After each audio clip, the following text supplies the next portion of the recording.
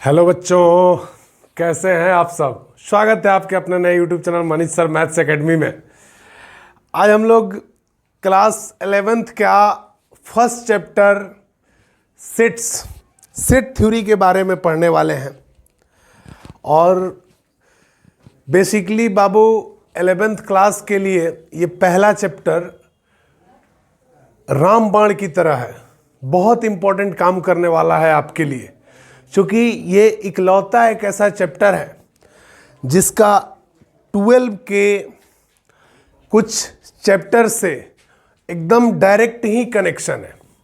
सबसे पहले मैं आपको बताऊं कि सेट थ्योरी में सेट का यूज़ कहाँ कहाँ होने वाला है। इसका डायरेक्ट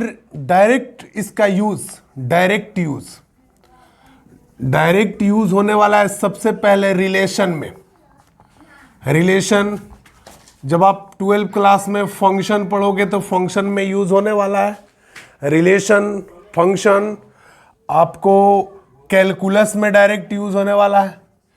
कैलकुलस हो गया, और उसके अलावा बहुत सारे चैप्टर है। कैलकुलस के बाद आप देख लीजिए सीक्वेंस एंड सीरीज हो गया, प्रोबेबिलिटी हो गया, सीक्वेंस एंड सीरीज,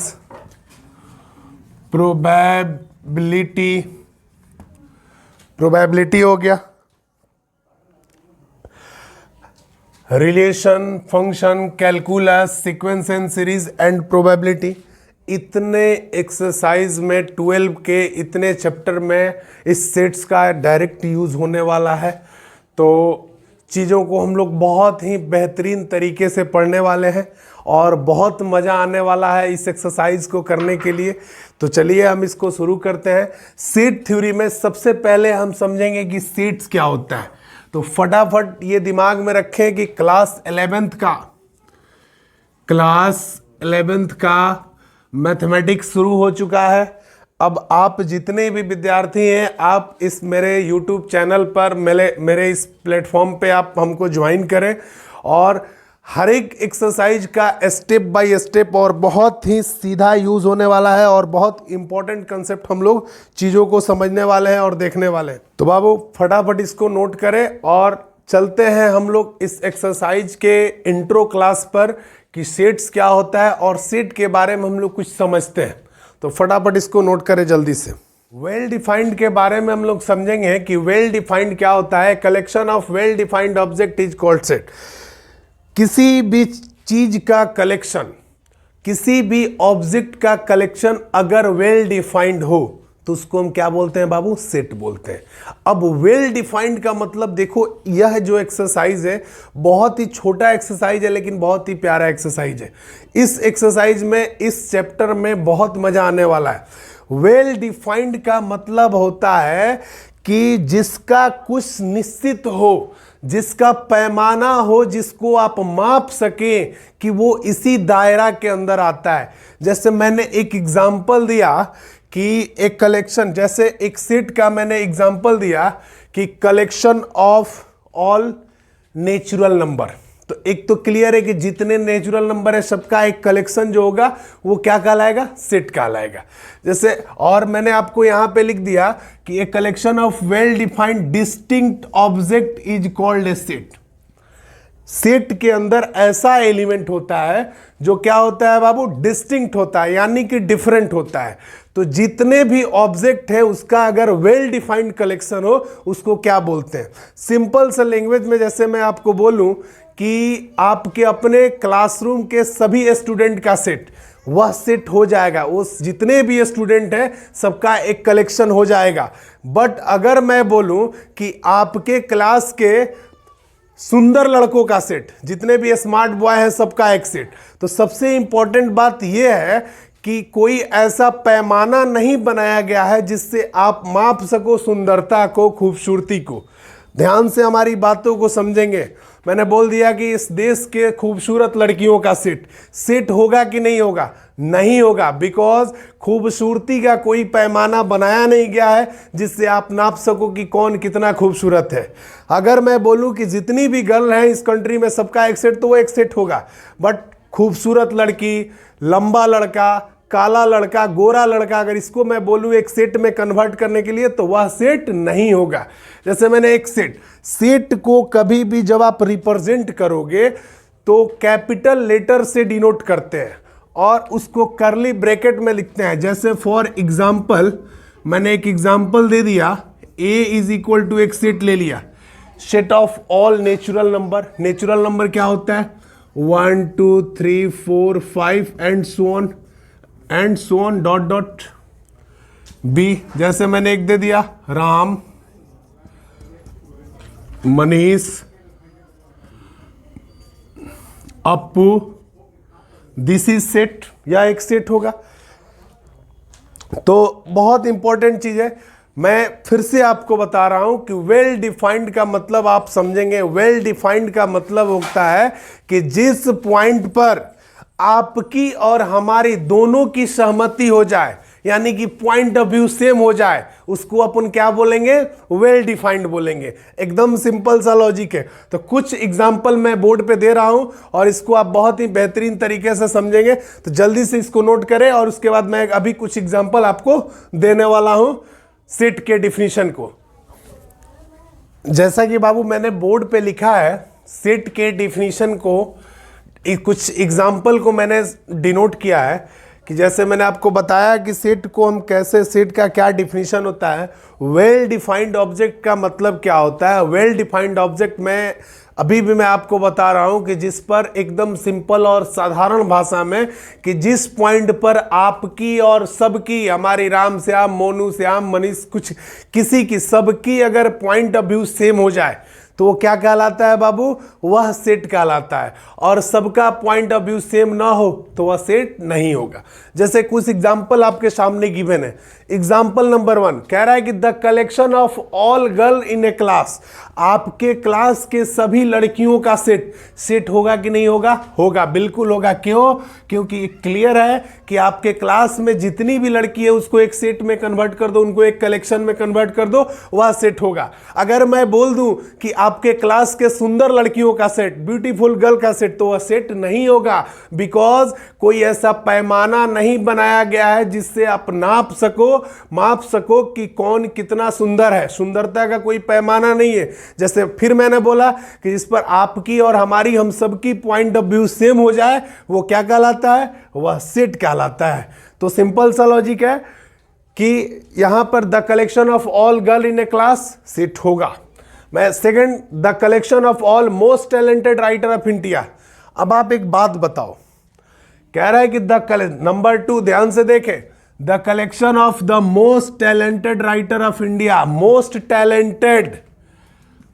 टैलेंटेड का कोई पैमाना है? अगर मैं यही बात आपसे पूछूं कि आप बताओ आपके हिसाब से मोस्ट टैलेंटेड, अलग अलग 3-4 आदमी से, 3-4 लोगों से अलग अलग उनका पॉइंट ऑफ व्यू पूछो तो सबका पॉइंट ऑफ व्यू डिफरेंट हो जाएगा।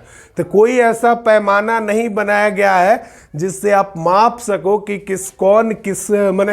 कि किस मोस्ट टैलेंटेड का मतलब क्या है, कि किस लेवल का वो टैलेंटेड है। तो ये चीज हम लोगों को क्लियर नहीं है, इसलिए वह सेट नहीं होगा। यानी कि the collection of most talented writer of India set होगा कि नहीं होगा बेटा? नहीं होगा। बहुत सिंपल सा लॉजिक है। नंबर 3 कह रहा है कि the collection of all natural number less then 6। एकदम सिंपल सा लॉजिक है। किसी से भी पूछोगे कि द कलेक्शन ऑफ हाँ बेटा, क्या बेटा? पापा पढ़ा रहे हैं, जाइए सरकार आप। जाओ बेटा, जाओ। देखते हैं the collection of all natural number less than 60 से छोटा ऑल नेचुरल नंबर, वह सेट होगा कि नहीं होगा? बिल्कुल होगा। देखो ना, सेट को जैसे set of all natural number denoted by N, set को कभी भी करली ब्रैकेट से डिनोट करते हैं।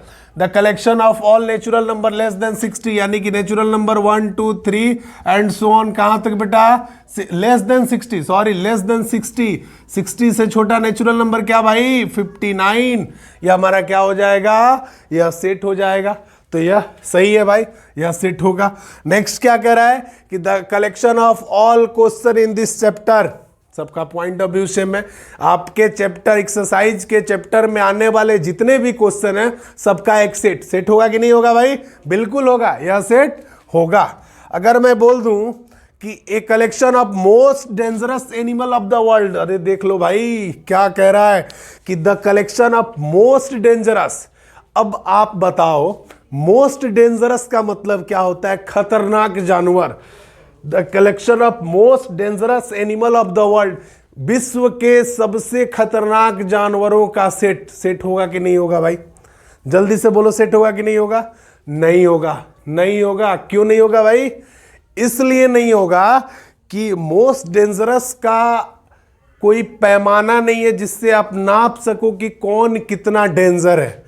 सबका पॉइंट ऑफ व्यू अलग अलग है, सबका पॉइंट ऑफ व्यू अलग अलग है, इसलिए यह सेट नहीं होगा। तो सेट को हम बिल्कुल ही अच्छे से समझेंगे कि यह सेट होता है, क्या सेट नहीं होता है। सेट के डिफिनीशन में आपको कहीं कोई कंफ्यूजन नहीं होनी चाहिए कि a collection of well defined distinct element is called set. एक बात याद रखेंगे, सेट के एलिमेंट को, सेट के अंदर जो होता है इसको हम क्या बोलते हैं? एलिमेंट। एलिमेंट सेट के अंदर जो होता है एलिमेंट, इसको मैं कॉमा दे के डिनोट करके लिखता हूं। और सेट में जितने भी एलिमेंट होते हैं वो डिस्टिंक्ट होते हैं, यानी कि किसी एलिमेंट को दो बार नहीं लिखते हैं, इस बात को भी याद रखो। अगर मैं लिख दूं कोई सेट ए, अगर मैं जनरली लिख दूं कि 1 2 2, बाबू 2 2, एक एलिमेंट को दो बार लिख देंगे तो वो सेट नहीं होगा, वो सेट नहीं होगा। तो हमेशा आप याद रखेंगे कि किसी भी एलिमेंट को एक से अधिक बार नहीं लिखते हैं, यानी कि एलिमेंट जो होते हैं वो बिल्कुल ही डिस्टिंक्ट होने चाहिए और वो डिस्टिंक्ट एलिमेंट होते हैं। तो बिल्कुल ही आसान है, आप सेट को अच्छे से आई होप कि समझ गए होंगे। अब मैं नेक्स्ट टॉपिक बताने वाला हूं, इसके बाद हम लोग देखते हैं, जल्दी से आप इसको नोट करो कि रिप्रेजेंटेशन ऑफ सेट, सेट को रिप्रेजेंट करने का तरीका क्या होता है, अच्छे से हम चीजों को समझेंगे। तो प्लीज जल्दी नोट करें इसको। रिप्रेजेंटेशन ऑफ सेट, सेट अभी तो मैंने पढ़ा कि सेट को हम कैसे डिफाइन करते हैं, सेट क्या होता है, लेकिन अभी हम लोग पढ़ने वाले हैं रिप्रेजेंटेशन ऑफ सेट, सेट को रिप्रेजेंट करने का क्या तरीका होता है। हमेशा इस बात को याद रखेंगे कि जनरली मुख्यतः सेट को दो तरीके से रिप्रेजेंट करते हैं, दो तरीके से प्रस्तुत करते हैं। कैसे बाबू? एक होता है रोस्टर फॉर्म, रोस्टर फॉर्म को टेबुलर फॉर्म भी बोलते हैं, बहुत इंपॉर्टेंट। एक होता है रोस्टर फॉर्म और सेकंड क्या होता है भाई? सेकंड होता है सेट बिल्डर फॉर्म। क्या होता है? Set builder form. Roster form और सेट बिल्डर फॉर्म बहुत इंपॉर्टेंट है, अच्छे से चीजों को समझने वाले हैं। अब चलिए मैं आपको बारी बारी से बता रहा हूं कि रोस्टर फॉर्म क्या होता है और सेट बिल्डर फॉर्म क्या होता है। जैसे मैंने जनरली एक चीज आप याद रखेंगे कि अगर मैं एक सेट ले लूं ए इज इक्वल टू, इसमें कुछ एलिमेंट है 1 2 3 4 5 6 and so on, this is set. यानी कि जिस सेट, मैंने आपको जस्ट अभी बताया कि सेट को रिप्रेजेंट करने का, सेट को कैसे, सेट को क्या डिफाइन करते हैं, कैसे डिफाइन करते हैं। सेट को कर्ली ब्रैकेट के अंदर लिखते हैं, सेट को कर्ली ब्रैकेट के अंदर लिखते हैं और इसके अंदर जितने भी वो नंबर होते हैं या नंबर या कुछ भी होते हैं उसको हम क्या बोलते हैं बाबू? एलिमेंट बोलते हैं, एलिमेंट बोलते हैं। तो सेट के अंदर जितने भी एलिमेंट को हम कॉमा दे दे के लिखते हैं, इसको कौन सा फॉर्म बोलते हैं बेटा? Roster form, roster form.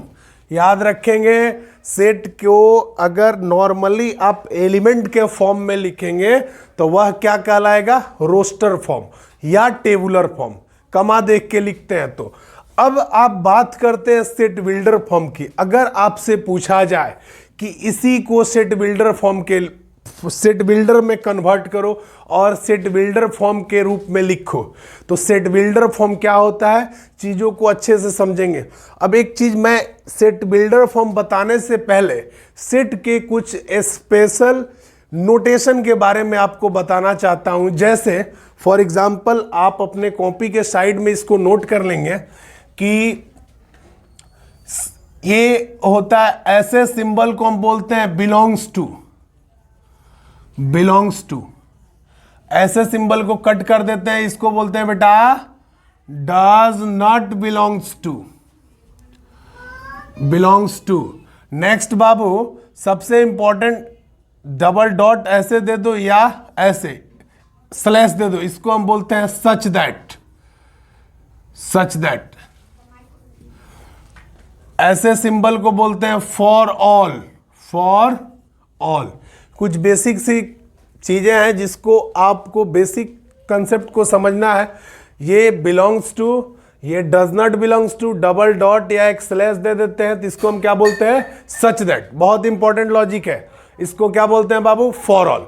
अब मेरे ख्याल से आपको सेट बिल्डर फॉर्म बताना बहुत ही आसान हो गया होगा कि सेट बिल्डर फॉर्म क्या होता है। सबसे इंपॉर्टेंट है कि यह एक सेट है जिसको हम बोलते हैं कि अभी मैंने बताया ना कि किसी भी एलिमेंट को नंबर फॉर्म में कमा दे के लिखते हैं, इसको हम रोस्टर फॉर्म बोलते हैं। क्या बोलते हैं बाबू, roster form.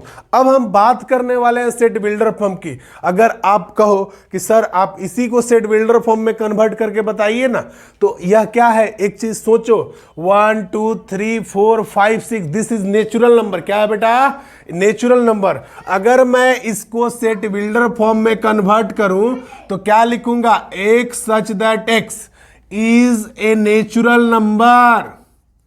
Natural number. Natural number over this is x such that x is a natural number. यह हमारा क्या, कौन सा फॉर्म हो गया, एक्स और केवल एक्स के लिए यह क्या है, इसको हम क्या बोलते हैं बाबू, such that x such that x is a natural number. That's so on, infinity तक है तो यह नेचुरल नंबर हो जाएगा। अगर यही क्वेश्चन मैं ऐसे कर दूं, a is equal, sorry B, एक अनदर एग्जांपल ले लेते हैं b, जिसमें एलिमेंट देते हैं 1 2 3 4 5 6 7, बस 7 तक। तो चेक कर लो भाई, ये भी तो नेचुरल नंबर है लेकिन 7 तक ही है ना। तो इसको अगर सेट बिल्डर फॉर्म में कन्वर्ट कर दूं तो कैसे लिखूंगा, एक्स सच दैट एक्स, ये डबल डॉट या स्लैश से डिनोट करते हैं। तो जनरली एक्सरसाइज में मैं इसको भी डिनोट कर सकता हूं और डबल डॉट को भी ले सकता हूं। किसके लिए, सच दैट के लिए, माने x such that x, x और केवल एक्स के लिए।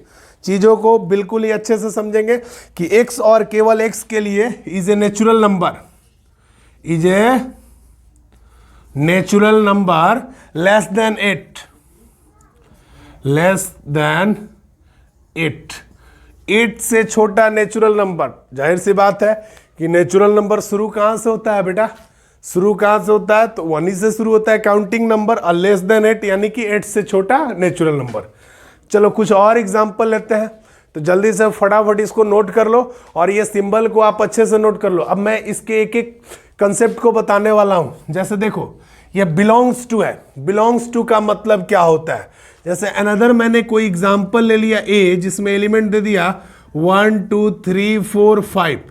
अगर मैं लिख दूं कि 4 बिलोंग्स टू a, इसका मतलब क्या हुआ कि 4 इज ए एलिमेंट।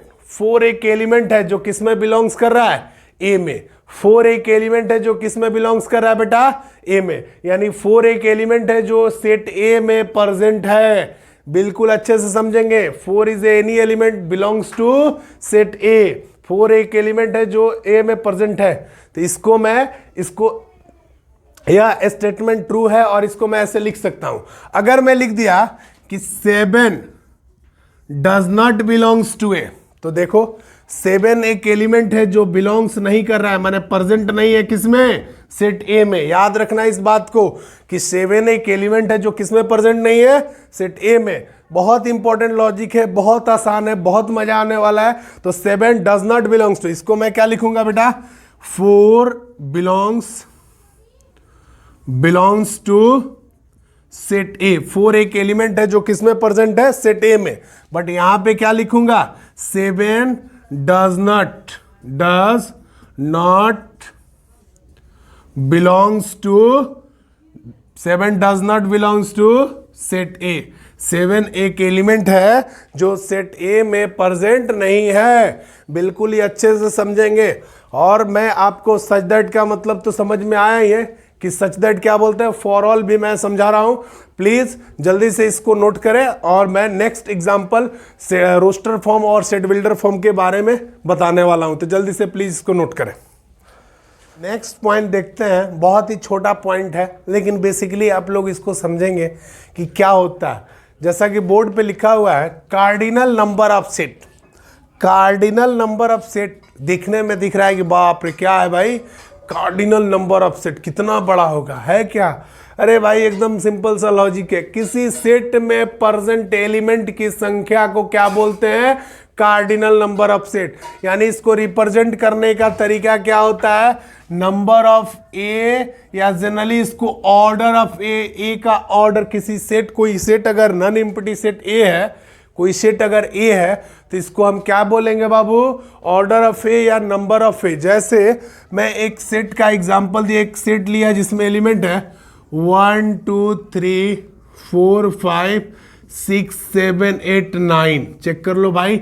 अब इस सेट में आपसे पूछा जाए कि कितने एलिमेंट हैं, तो आप जल्दी से देख के ही बोल दोगे 1 2 3, 1 से लेके कहाँ तक, 9 तक, यानी कि इस सेट में 9 एलिमेंट है। तो इसको आप नंबर ऑफ ए, यानी नंबर ऑफ ए का मतलब क्या हुआ कि सेट ए में उपस्थित एलिमेंट की संख्या। क्या हुआ बेटा, सेट ए में उपस्थित एलिमेंट की संख्या, तो कितना हो गया, 9। This is your answer. Next another अगर लिख दे हम ऐसे, बी एक सेट दे दे, A B C D E F K L. अगर मैं बोलूं कि इस सेट में कितने एलिमेंट है, चेक कर लो भाई, ये सी है, कंफ्यूज नहीं होना है, वो ई है। कितने एलिमेंट है, तो बाबू 1 2 3 4 5 6 7 8, यानी कि इस सेट में 8 एलिमेंट है। तो नंबर ऑफ बी कितना हो जाएगा भाई, नंबर ऑफ बी 8 हो जाएगा। तो इसी नंबर को हम क्या बोलते हैं, cardinal number of set A. Cardinal number of set यानी कि किसी सेट में उपस्थित एलिमेंट की संख्या क्या कहलाता है, कार्डिनल नंबर कहलाता है उस सेट का। तो बहुत ही आसान सा कंसेप्ट है। बिल्कुल हमारे चैनल पे आप सब बने रहें। जितने भी प्रिय स्टूडेंट हैं, प्रिय विद्यार्थी हैं, जितने भी मेरे कलीग है, मैं आप सबसे एक वादा और एक रिक्वेस्ट कर रहा हूं, बहुत इंपॉर्टेंट, कि मैं आपके चैनल पर, आपके अपने चैनल पर पूरे 11th क्लास के चैप्टर का बेसिक से लेकर जितने लेवल तक आप पढ़ने चाहते हो, तो पूरा का पूरा वीडियो आपको मिलने वाला है एकदम सीरीज वाइज। तो आप हमारे चैनल पे बने रहें और बिल्कुल आपसे रिक्वेस्ट है कि जितना हो सके चैनल को सब्सक्राइब करें, शेयर करें, या जितना ज़्यादा अपने सहकर्मी, अपने मित्रों में बांटे, इसको शेयर करें, ताकि आपको बहुत अच्छा और बेसिक, बहुत इंपॉर्टेंट कंसेप्ट आपको मिले। तो चलिए बहुत बहुत धन्यवाद। नेक्स्ट वीडियो में हम लेकर आने वाले हैं टाइप ऑफ सेट के बारे में, सेट के डिफरेंट प्रकार के बारे में, और उसको एक एक चीज़ को मैं बहुत ही, वीडियो भले ही लंबा हो जाए, भले ही एक चैप्टर का 20-20 वीडियो बनाना पड़े, लेकिन पूरे, मेरा वादा है कि मैं आपको पूरे डेप्थ कंसेप्ट में लेके जाऊंगा कि बेसिक से लेकर जितना टॉप लेवल का कंसेप्ट है आप उसको अटेंड कर लें। क्योंकि बाबू किसी भी एक्सरसाइज का इंट्रो क्लास इंपॉर्टेंट होता है। अगर आप इंट्रो क्लास समझ में आ गया तो क्वेश्चन तो बन ही जाएगा यार। थोड़ा सा दिमाग यूज करोगे, क्वेश्चन में कोई दिक्कत नहीं होगा। और एक एक क्वेश्चन को चाहे किसी भी राइटर का हो, हम फॉलो करने वाले हैं, बहुत मजा आने वाला है। तो चलिए बने रहे हमारे चैनल पर। धन्यवाद, थैंक यू, मिलते हैं नेक्स्ट वीडियो में। जैसा बाबू हम लोग कुछ एग्जाम्पल लिए हैं जिसको कन्वर्ट करना है रोस्टर फॉर्म को सेट बिल्डर फॉर्म में और सेट बिल्डर फॉर्म को रोस्टर फॉर्म में। जैसा कि मैंने आपको बता दिया है बाबू, बहुत इंपॉर्टेंट है कि जितने भी नॉर्मल एलिमेंट के फॉर्म में जो सेट गिवन है उसको हम क्या बोलते हैं, रोस्टर फॉर्म, और ये जो लैंग्वेज के फॉर्म में दिए गए हैं इसको हम बोलते हैं सेट बिल्डर फॉर्म में।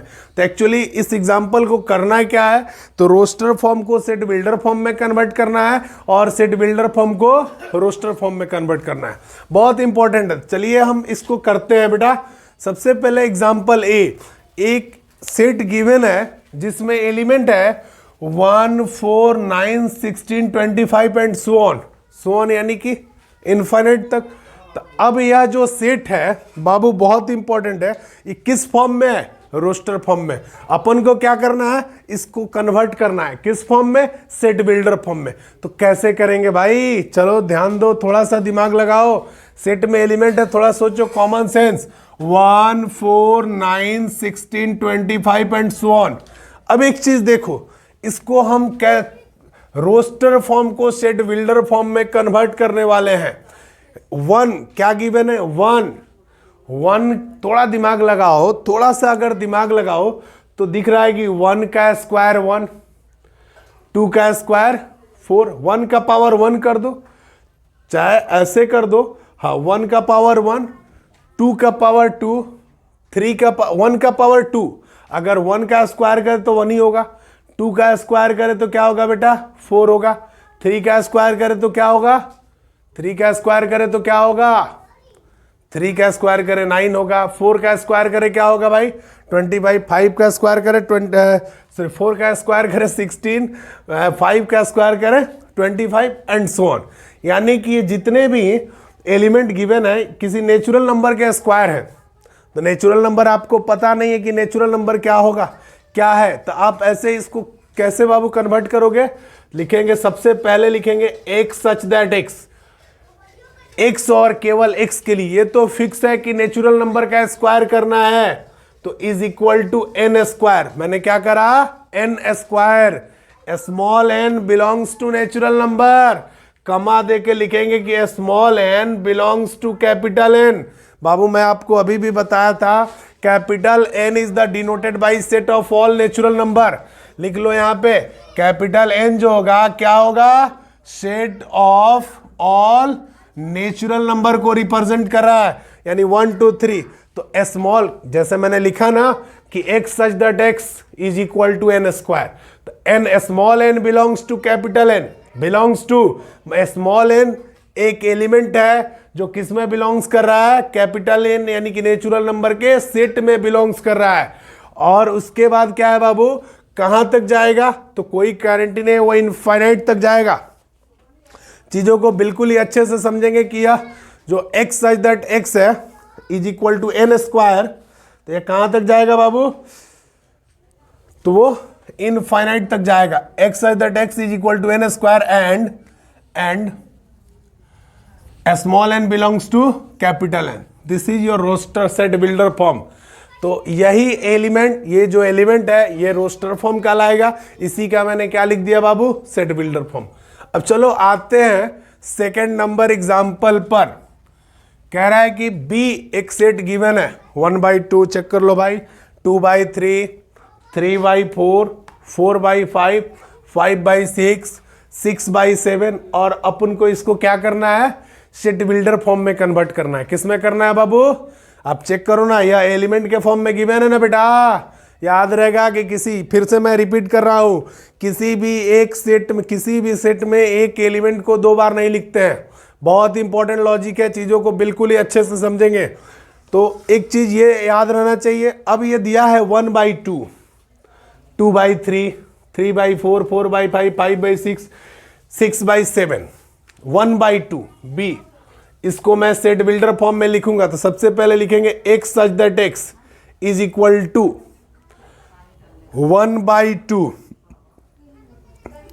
एक चीज देखो तो n का मान रखो, n 1 2 3 4 5 6, इसको कैसे लिखोगे, x such that is equal to n/n+1। बिल्कुल अच्छे से समझेंगे बेटा, n/n+1। मैंने ऐसा क्यों करा कि n का वैल्यू 1 रखो, चेक देख लो भाई, 1 रखो तो 1/1+1 यानी कि 1/1+1 यानी 1/2। 2 रखो भाई तो 2/2+1 3, 3 रखो तो 3/3+1 4, 4 रखो n का वैल्यू तो 4/4+1 5, 5 रखो तो 5/5+1 6, 6 रखो तो 6/6+1 7। एक तो क्लियर हो गया कि x such that x is equal to n/n+1। अब यह स्मॉल n क्या है, मैं यहां पे लिख दूंगा small n belongs to capital N। Small जो n है किसमें प्रेजेंट है, कैपिटल एन में प्रेजेंट है। और सबसे सिंपल, अब एन का मान कहां से कहां तक है, तो एक तो क्लियर हो गया कि एक नेचुरल नंबर है, तो नेचुरल नंबर है तो कहां से शुरू होगा बेटा, काउंटिंग नंबर 1 से ही ना शुरू होता है। नेचुरल नंबर है तो 1 से शुरू होता है, कहां तक जाएगा, तो 1 2 3 4 5 6, यानी कि small n is less than equal to 6 के इक्वल होगा या 6 के बराबर होगा या 6 से छोटा होगा। तो जनरली हम इसको इक्वल तक लेंगे, तो n is less than equal to 6 तक लेंगे। स्मॉल n नेचुरल नंबर है तो 1 से शुरू होगा और 6 के इक्वल होगा यानी 6 तक जाएगा। तो आप इस सेट को यानी सेट बी को मैंने क्या करा कि सेट बिल्डर फॉर्म में कन्वर्ट कर दिया। अब नेक्स्ट देखते हैं बेटा सी, कितना सिंपल है। सी कौन सा फॉर्म है, रोस्टर फॉर्म है। कौन सा फॉर्म है बाबू, रोस्टर फॉर्म। इसको किस में कन्वर्ट करना है, सेट बिल्डर फॉर्म में। ध्यान से देखो, सेट में एलिमेंट है 3 6 9 12 15 18। तुम तो देख रहे हो ना यार, 3 का मल्टीपल दिख रहा है, 3 6 9 12 15 18, 3 का मल्टीपल है। तो एकदम सिंपल है, इसको मैं कैसे लिखूंगा रोस्टर फॉर्म में, x और केवल x के लिए, x सच दैट x और केवल x के लिए यह इक्वल होगा 3n। चेक कर लो भाई, 3n किसके इक्वल होगा, 3n, सही सुना, 3n। Small n belongs to capital n, comma small n belongs to capital n। Small n is element जो प्रेजेंट है कैपिटल n यानी कि set of all natural number में। और फॉर ऑल सबके लिए n का वैल्यू कहां से कहां तक होगा, 3n है ना, तो n का वैल्यू 1 रखोगे तो 3 होगा। चेक कर लो भाई, 2 रखोगे तो x और केवल x के लिए या 3n के इक्वल होगा। n belongs to natural number होगा, n का वैल्यू कहां से 1 2 3 4 5 6 यानी 6 तक रखेंगे। तो नेचुरल नंबर है तो 1 से शुरू होगा। फॉर ऑल, ऐसे लिख दो, फॉर ऑल मिटा दो, यहां पे लिख दो n is less than equal to 6। n का वैल्यू भी कहां तक रखेंगे, 6 तक ही रखेंगे। तो आप यहां से 1 से 6 तक रखोगे तो यह सेट निकल के आ जाएगा, जो कौन सा फॉर्म हो जाएगा, या रोस्टर फॉर्म हो जाएगा। और इसका हम ये सेट बिल्डर फॉर्म लिख दिए। बहुत इंपॉर्टेंट लॉजिक है भाई, कहीं कंफ्यूज नहीं होना है, बिल्कुल चीजों को अच्छे से समझेंगे।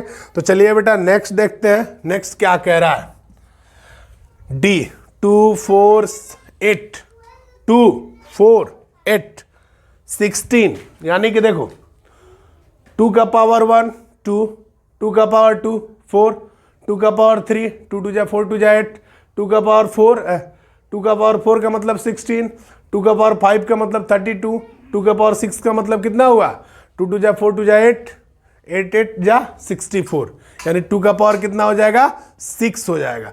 इसको भी हम ऐसे ही लिखेंगे, d is equal to x such that x is equal to x और केवल x के लिए यह किसके इक्वल होगा, सेम वही क्वेश्चन 2 के पावर n, जहां n जो होगा वो एक नेचुरल नंबर होगा। क्या होगा भाई, नेचुरल नंबर। और n का मान कहां से कहां तक होगा, तो 1 से लेके कहां तक भाई, 6 तक। तो या तो लिख दो n इज लेस देन 7।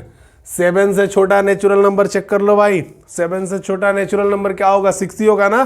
तो 6 तक n का वैल्यू 1 रखोगे तो 2 आएगा, 2 रखोगे तो 2 का स्क्वायर, 2 का पावर 2 का मतलब क्या होगा, 2 2 जा 4, 2 का पावर 3 3 रखोगे तो 8, 4 रखोगे 16, 5 रखोगे 32 और 6 रखोगे 64। बहुत इंपॉर्टेंट लॉजिक है, अच्छे से समझेंगे। अब ये तो रहा सेट, रोस्टर फॉर्म को मैंने किस में कन्वर्ट कर दिया, ये रोस्टर फॉर्म, इसको हम क्या बोलेंगे बाबू, set builder form. Set builder form बहुत इंपॉर्टेंट है। रोस्टर फॉर्म को मैंने सेट बिल्डर फॉर्म में कन्वर्ट करा। अब यह जो E और F दो सेट गिवन है, यह कौन सा फॉर्म अटेंड कर रहा है, सेट बिल्डर फॉर्म। कौन सा फॉर्म है बेटा, सेट बिल्डर फॉर्म। और इसको किस में कन्वर्ट करना है, रोस्टर फॉर्म में। बहुत इंपॉर्टेंट है, इजी है, कुछ खास नहीं है, बिल्कुल अच्छे से समझेंगे। यह रोस्टर फॉर्म में कन्वर्ट करना है। तो देखिए क्या दिया है, सेट में क्या गिवन है, कह रहा है कि x सच दैट x और केवल x के लिए इज एन इंटीजर। एक क्या है भाई, इंटीजर है। इंटीजर आप समझते हैं ना, यह एक इंटीजर है। एंड वह x का वैल्यू कहां से कहां तक है, तो -3 के इक्वल या -3 से बड़ा, less than equal to. x का वैल्यू कैसे बाबू, इंटरवल के फॉर्म में गिवन है, इंटरवल भी बताएंगे आगे, घबराना नहीं है।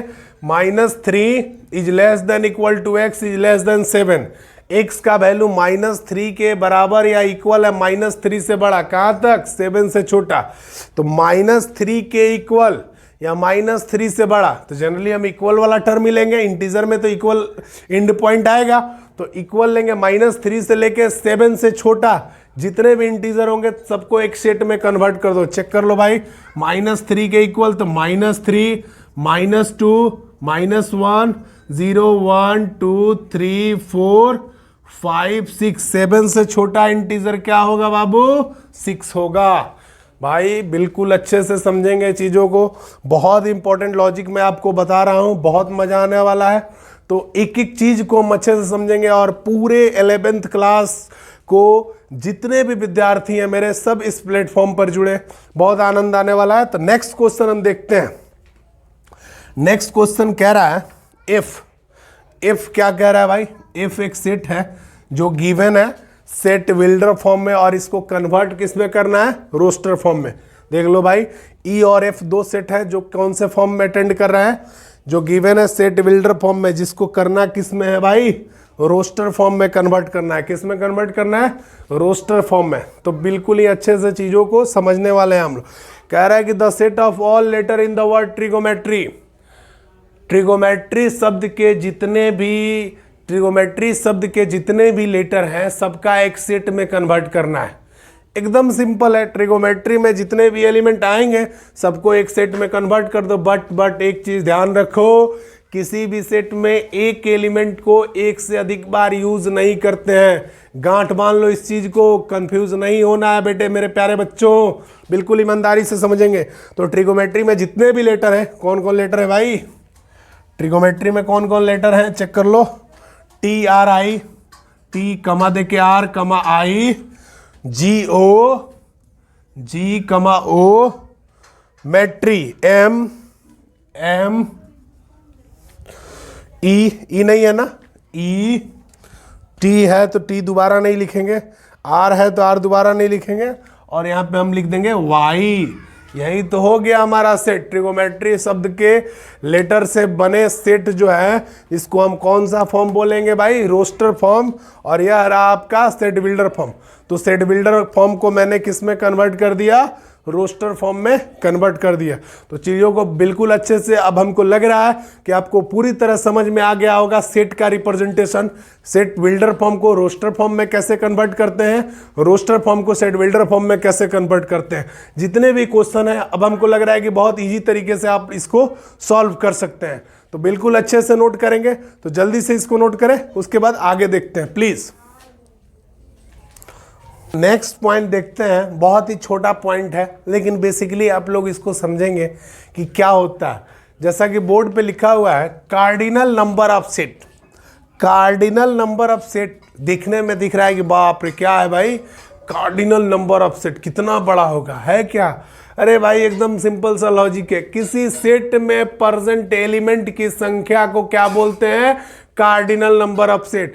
यानी इसको रिप्रेजेंट करने का तरीका क्या होता है, नंबर ऑफ ए, या जनरली इसको ऑर्डर ऑफ ए का ऑर्डर। किसी सेट, कोई सेट अगर नन एम्प्टी सेट ए है, कोई सेट अगर ए है तो इसको हम क्या बोलेंगे बाबू, ऑर्डर ऑफ ए या नंबर ऑफ ए। जैसे मैं एक सेट का एग्जांपल दिया, एक सेट लिया जिसमें एलिमेंट है 1 2 3 4 5 6 7 8 9। चेक कर लो भाई।